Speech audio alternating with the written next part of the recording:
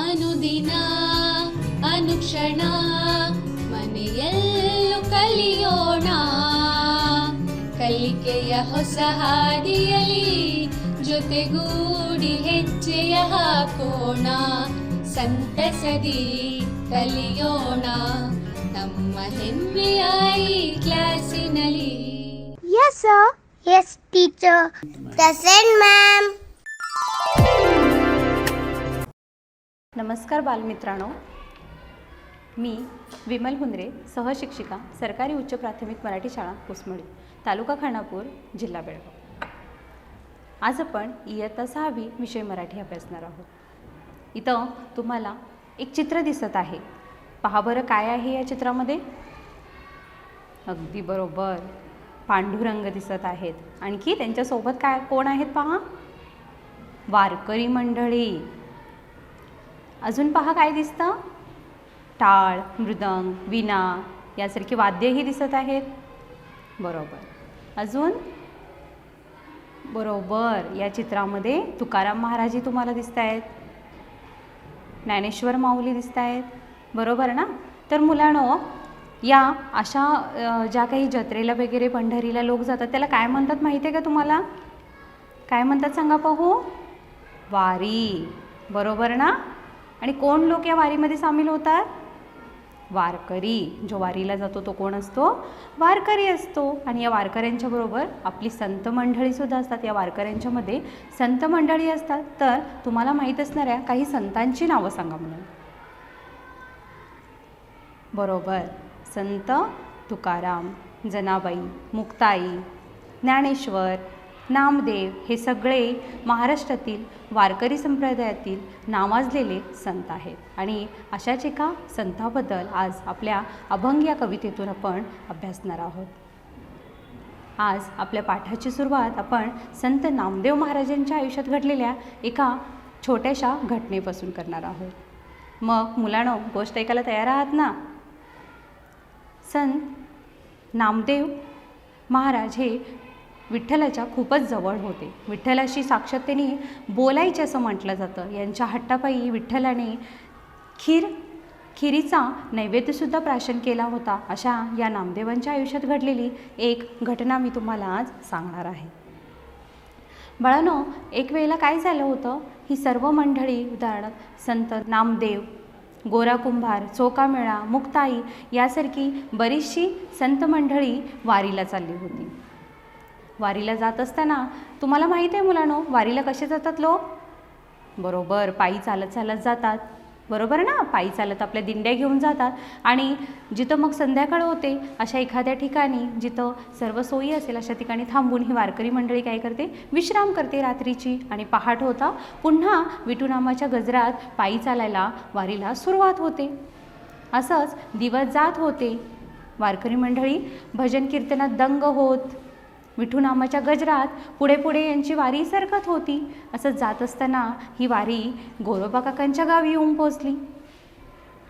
मग आपल्याला माहीत आहे वारी कुठंतरी वस्ती करते.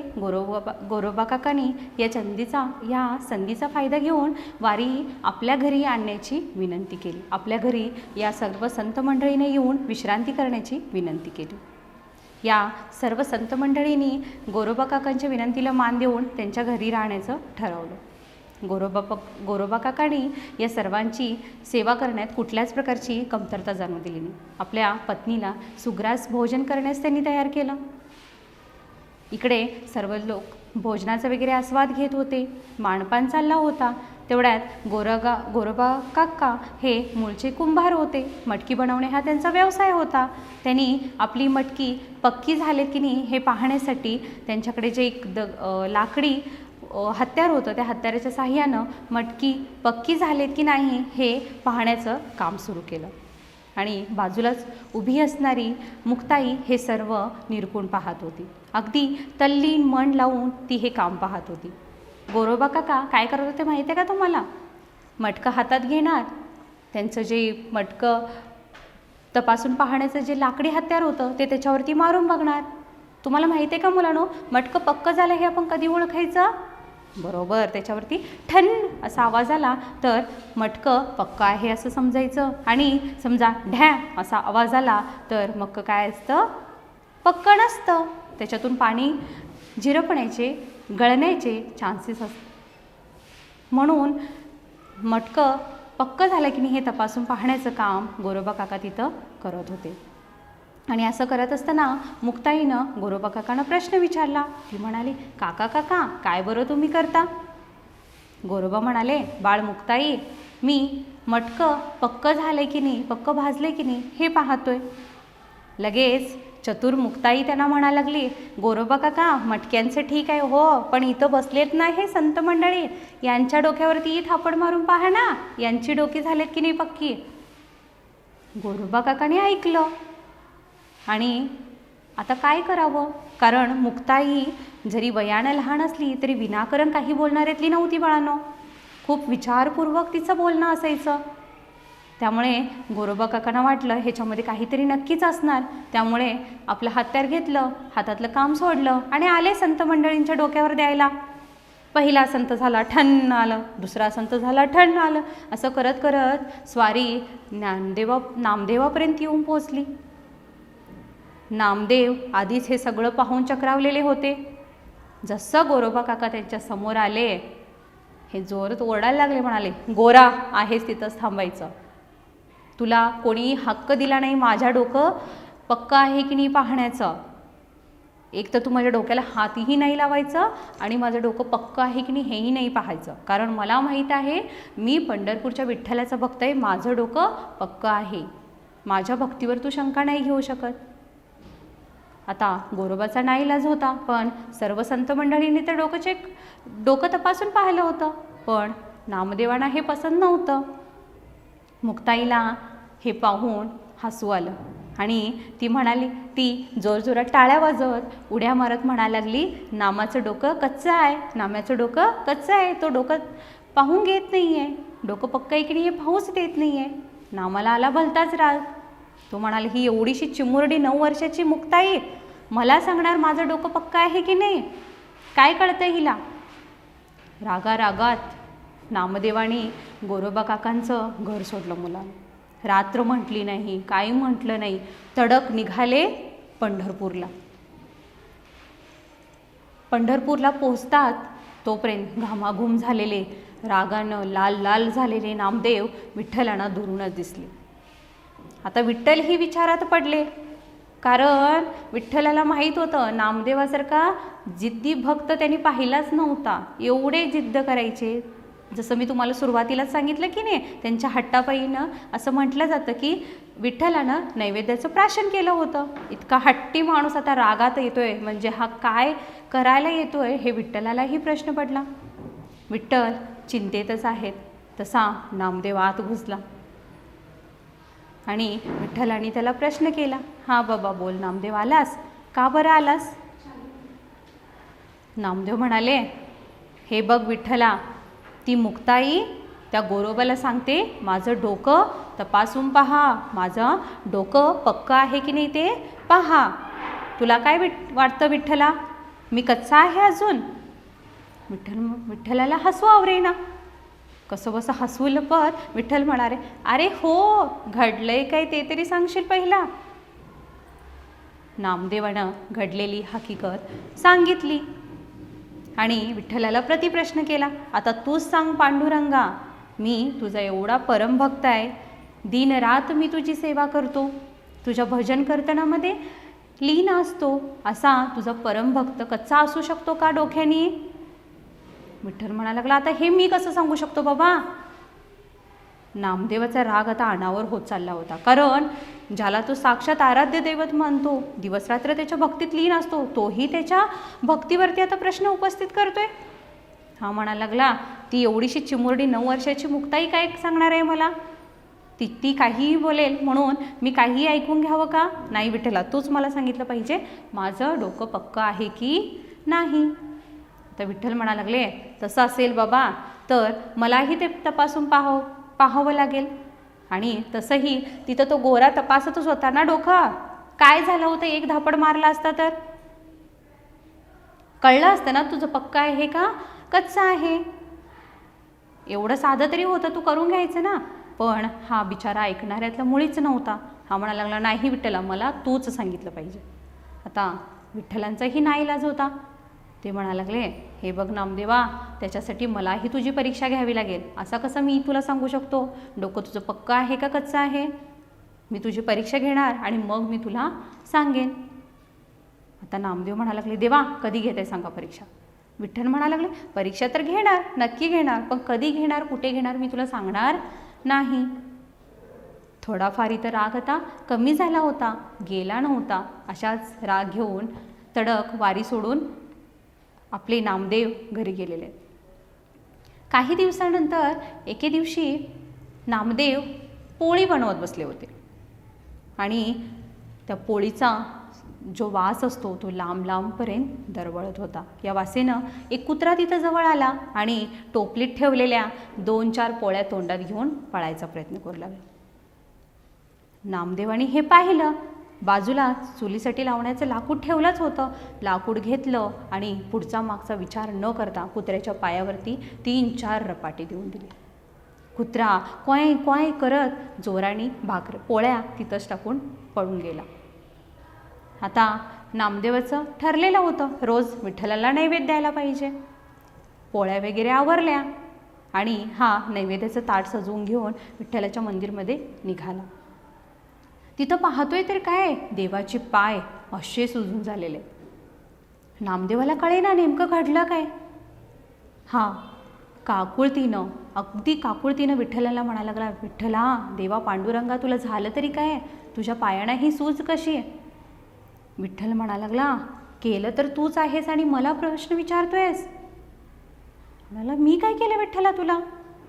अरे पोळ्या खाण्यासाठी तुझ्या त्या वासानं मी तुझ्यापर्यंत येऊन पोचलं होतं, पण पोळी तोंडात घेतली म्हणून तू काठीनं कसं मारलास बरं मला? नामदेव म्हणाला, देवा ते तुम्ही होता. विठ्ठल म्हणायला लागला, तू मला ओळखू शकला नाहीस नामा, तू देवाला ओळखलं नाही आहेस, म्हणजे तुझं मटकं अजूनही काय आहे, कच्चा आहे. नामदेवाला आपली चूक समजली मुलानो. तो विठ्ठलाच्या पायी नतमस्तक झाला आणि विठ्ठलांना म्हणाला, माऊली मला सांगा, मी काय केल्यानंतर माझं डोकं पक्कं होईल, मला देव भेटेल. विठ्ठलाने त्याला सांगितलं, बाजूच्याच गावामध्ये एक शिवमंदिर आहे, तिथं तुला तुझे गुरु भेटतील, जा त्यांच्याकडे. नामदेव तडक गुरुकडे निघाला. शोधत शोधत मंदिरमध्ये जाऊन पोहोचला. तिथं पाहतो तर काय, मंदिराच्या आतमध्ये अगदी जीर्ण झालेली एक म्हातारी व्यक्ती शिवलिंगावरती पाय ठेवून झोपलेली आहे. नामदेवाचा पारा पुन्हा चढला. क्रोधित होऊन हा म्हणायला लागला, हे माझे गुरु, हे माझे गुरु कसं काय असू शकतात, ज्याला देवातील फरकच माहीत नाही आहे, जो शिवलिंगावरती पाय ठेवून झोपतो, ते माझे गुरु कसे काय असू शकतात? असं म्हणत तो रागात पुन्हा विठ्ठलाला प्रश्न करण्यासाठी वळणार, तेवढ्यात आतून आवाज आला, नामदेवा ए बाबा. नामदेव आश्चर्यचकित, या म्हाताऱ्या बाबांना माझं नाव कसं बरं कळलं? म्हणून नामदेवानी आत गेलं. बघूया म्हणायला लागला, सांगतोय तरी काय हा बाबा. आत गेले. म्हातारी व्यक्ती म्हणाली, हे बघ नामदेवा, तुला प्रश्न पडला असणार, मी आता शिवलिंगावरती का पाय ठेवलाय? तूच एक काम कर बाबा, वयानुसार माझ्या अंगात इतकाही त्राण नाही राहिला की मी माझे पाय बाजूला उचलून ठेवू शकू. तूच मोठ्या मनानं माझे पाय उचलून ठेव. हा पाय उचलून बाजूला ठेवायला गेला नामदेव. बघतोय तर जिथं पाय ठेवेल तिथं शिवलिंग निर्माण व्हायला लागली आणि एक वेळ अशी आली की मंदिरमध्ये पाय ठेवण्यासाठी सुद्धा जागा उरला नाही, एवढी शिवलिंग तिथं निर्माण झाली. आता या म्हाताऱ्या व्यक्तीनं सांगितलं, नामदेवा काही कळतं का तुला या घटनेवरून? बघ, या चराचरामध्ये अशी कोणतीच जागा नाही जिथून तू काय करू शकतोस, जिथं तुला ईश्वर भेटणार नाही. देव सर्वत्र आहे, चराचरामध्ये बसलेला आहे, बरोबर ना? तू फक्त तो मूर्तीमध्ये नाही शोधू शकत. आणि इथंच नामदेवाला त्याचे गुरु विसोबा खेचर सापडले आणि या विसोबा खेचरांच्या मार्गदर्शनाखाली आपला संत नामदेव पुन्हा बहरत गेले. त्यांच्यातली परिपक्वता वाढत गेली आणि अशाच या संत नामदेवांच्या आयुष्याबद्दल आपण आता थोडीशी माहिती मिळूया. यांचा जन्म झाला आहे 26 ऑक्टोबर 1270ला नरसी बामणी या ठिकाणी. यांच्या आईवडिलांचे नाव आहे दाम्मा शेट्टी आणि गोनाई. यांच्या मोठ्या बहिणीचं नाव होतं आऊबाई आणि पत्नी राजाई. यांना 4 मुले आणि 1 मुलगी होती. मुलांची नावं होती नारा, विठ्ठा, गोंदा आणि महादा. मुलगी लिंबाई. आणि यांच्या गुरुचं नाव मी तुम्हाला सांगितलंच, विसोबा खेचर. संत नामदेवांनी जवळपास 2500च्या वर अभंगांची रचना केली. आणि एक गोष्ट लक्षात असू देत हा मुलांनो, संत नामदेव हे फक्त महाराष्ट्रात प्रसिद्ध नाही, तर यांनी भगवत धर्माची पताका पार पंजाबपर्यंत नेऊन पोचवलेले आहे. आणि याचा पुरावा आपल्याला संत गुरु ग्रंथसाहेब या त्यांच्या या शिखांच्या ग्रंथामध्ये जवळपास नामदेवांचे 62 अभंग आपल्याला पाहायला मिळतात मुलांनो. नामदेवजी की मुखबाणी या नावाने ते अभंग त्यांच्या ग्रंथसाहेब या पुस्तकामध्ये या ग्रंथामध्ये आपल्याला पाहायला मिळतात. म्हणजे असा या संत नामदेवाचा अभ्यास आपल्याला करणे नक्कीच आवडेल, हो ना? चला तर मग यांचा अभंग अभ्यासूया. या अभंगाची मूल्य आहेत स्वामीनिष्ठा, साधे जीवन आणि व्यसनविरोध. या अभंगातील नवीन शब्दार्थ आहेत वास म्हणजे वस्ती करणे किंवा राहणे, स्नान म्हणजे अंघोळ, मज म्हणजेच मला, दुजे म्हणजे दुसरे, मुखी म्हणजे तोंडात, ऐसा म्हणजे असा. आता आपण अभंग गायन करणार आहोत. आणि हा अभंग तुम्हीही तुमच्या सुंदर आवाजामध्ये, सुमधुर आवाजामध्ये काय करायचं आहे, पाठांतर करायचं आहे, बरं का? ऐकणार ना मग अभंग? पंढरीचा वास चंद्रभागे स्नान, पंढरीचा वास चंद्रभागे स्नान, पंढरीचा वास आनिक दर्शन, आनिक दर्शन विठोबाचे, विठोबाचे. पंढरीचा वास चंद्रभागे स्नान, पंढरीचा वास. हेची मज गाडो, हेची मज गाडो जन्म जन्मांतरी, जन्म जन्मांतरी. हेची मज गाडो, हेची मज गाडो जन्म जन्मांतरी. मागणे श्रीहरी, मागणे श्रीहरी नाही दूजे, नाही दूजे. पंढरीचा वास चंद्रभागे स्नान, पंढरीचा वास चंद्रभागे स्नान, पंढरीचा वास. मुखी सदा नाम, मुखी सदा नाम संतांचे दर्शन, संतांचे दर्शन. मुखी सदा नाम, मुखी सदा नाम संतांचे दर्शन, संतांचे दर्शन. जनी जनार्दन, जनी जनार्दन ऐसा भाव, ऐसा भाव. पंढरीचा वास चंद्रभागे स्नान, पंढरीचा वास चंद्रभागे स्नान, पंढरीचा वास. नामा मने नित्य, नामा मने नित्य तुझे महाद्वारी, तुझे महाद्वारी. नामा मने नित्य, नामा मने नित्य तुझे महाद्वारी, तुझे महाद्वारी. कीर्तन गजरी, कीर्तन गजरी सप्रेमाचे, सप्रेमाचे.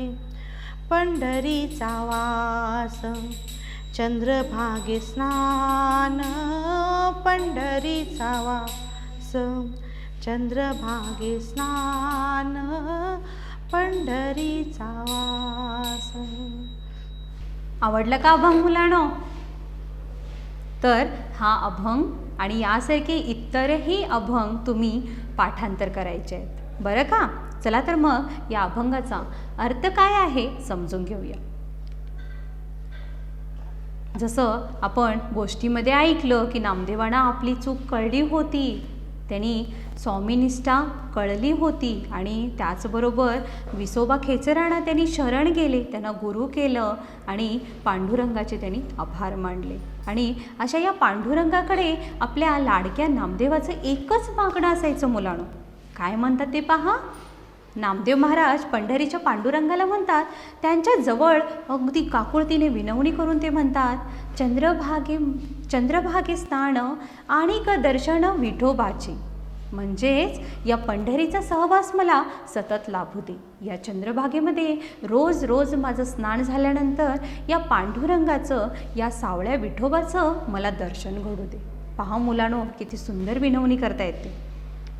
पुढे म्हणतात, हेची माझं घडो जन्मजन्मांतरी, मागणे श्रीहरी नाही दूजे. ते म्हणतात, अरे पंढरीच्या पांडुरंगा, मी तुझ्याकडे एवढंच मागणी मागतो की याच जन्मी नव्हे तर जितके पण जन्म मी घेईन, जन्मोजन्मी मला तुझं दर्शन घडू दे. हेची माझं घडो जन्मजन्मांतरी. पुन्हा काय म्हणतात पहा, जन्मोजन्मी काय घडू दे, तर माझा जन्म पंढरीतच होऊ दे. रोज या चंद्रभागेचं स्नान घडू दे आणि तुझं दर्शन घडू दे. जन्मोजन्मी फक्त हेच मागणं तुझ्याकडे आहे. या व्यतिरिक्त मी तुझ्याकडे दुसरं काहीच मागत नाही. असं म्हणत आणि काय मागायचं होतं तुझ्याकडे? भगवंता, तुझं नाम सतत माझ्या मुखामध्ये राहू दे. विठ्ठल नाम सतत माझ्या मुखामध्ये येऊ दे. संतांचं मला सतत दर्शन घडू दे. संतांचं, सज्जन लोकांचं मला दर्शन घडू दे. आता मुलांनो, संत कुणाला म्हणतो आपण? कपाळी केशरी गंध, टिळा, तुळशी माळ, रुद्राक्षांची माळ, भगवी वस्त्र परिधान केली म्हणजे संत ओळखावा का? असं काही नाही. हा संत म्हणजेच सज्जन, षडरिपू वरती विजय मिळवलेला संत, ज्याला लोभ, क्रोध, माया, मोह, मत्सर यापैकी कोणत्याच षडरूपीचा त्याच्यावरती परिणाम होत नाही, अशा व्यक्तींना आपण काय म्हणतो? संत म्हणतो. संत, सज्जन या लोकांचं दर्शन मला सतत घडू दे आणि तुझं नाम माझ्या मुखात सतत राहू दे, असं त्यांचं म्हणणं होतं. म्हणून ते म्हणतात, जनी जनार्दन ऐसा भाव, असाच भाव माझ्या मनामध्ये असावा. या सर्व जनामध्ये जनार्दन आहे, ईश्वर आहे, असाच भाव माझ्या मनामध्ये येऊ दे. अशा लोकांच्यामध्ये मला सतत चांगलं दिसू दे, संत दिसू दे मला त्यांच्यामध्ये, असं त्यांचं म्हणणं होतं. एवढंच कर पांडुरंगा. आता काय कर म्हणतात ते? नामा म्हणे नित्य तुझे महाद्वारी, कीर्तन गजरी सप्रेमाची. पहा काय म्हणतात नामदेव, अरे पांडुरंगा, तुझ्या या महाद्वारी माझं रोज सप्रेमाचं कीर्तन होऊ दे आणि या कीर्तनामध्ये तुझा सहभाग सतत असू दे. तू माझं कौतुक करण्यासाठी सतत माझ्या समोर असावास, एवढंच मागणं ते पांडुरंगाकडे मागत असतात. पुढे काय म्हणतात? त्याचबरोबर या अभंगाचं थोडक्यात भावार्थ काय सांगू आपण मुलांनो? बरोबर, नामदेवांना कुठं राहायचं आहे? पंढरपूरचा वास करायचा आहे, तिथं राहायचं आहे. चंद्रभागेचं स्नान त्यांना करायचं आहे. त्याचबरोबर मुखी सदा नाम विठ्ठलाची. एवढं साधं सरळ मागणं आहे या नामदेवाचं. त्यांना पैसा, प्रतिष्ठा, पद कशाचीही अपेक्षा नाही मुलांनो. अपेक्षा आहे ती फक्त पांडुरंग दर्शनाची, त्याच्या सहवासाची. असा हा परमभक्त नामदेव तुम्हाला नक्कीच आवडला ना? चला तर मग या अभंगाशी संबंधित काही प्रश्न आपण सोडूया. पहिला प्रश्न आहे, नामदेव महाराजांना कोठे राहावेसे वाटते? सांगा पाहू. अगदी बरोबर, पंढरीमध्ये राहावेसे वाटते. पुढचा प्रश्न पहा, कशाचे स्नान व्हावे असे नामदेव म्हणतात? कशाचे स्नान व्हावे? चंद्रभागा नदीचे स्नान व्हावे असे ते म्हणतात. पुढचा प्रश्न वाचा मुलांनो. मुखाने कोणाची स्तुती करावी असे नामदेवांना वाटते? अगदी बरोबर. कोणाची बरं? विठ्ठलाची, पांडुरंगाची स्तुती करावी अशी त्यांना वाटते. चौथा प्रश्न वाचा. पांडुरंगाकडे नामदेव कोणते मागणे मागतात? सांगा पाहू. बरोबर, ते म्हणतात पंढरीचा वास, चंद्रभागेत स्नान आणि विठोबाचे दर्शन जन्मजन्मांतरी मला घडावे, हे एकच मागणे ते पांडुरंगाकडे करतात. पुढचा प्रश्न पहा. नित्य नेमाने काय घडावे असे नामदेव म्हणतात? अगदी बरोबर. काय घडावं? सप्रेमाच्या कीर्तनाचा गजर व्हावा. हा सप्रेमाचा कीर्तनाचा गजर कसा असावा? प्रेमासहित त्या कीर्तनाचा गजर व्हावा. आणि कोणत्या ठिकाणी व्हावा? महाद्वारामध्ये, विठ्ठलाच्या सानिध्यामध्ये या सप्रेमाच्या कीर्तनाचा गजर व्हावा असे ते म्हणतात. चला तर इथं मी तुम्हाला एक शब्दसागर दिलेला आहे मुलांनो. दिसतो का तुम्हाला स्क्रीनवरती?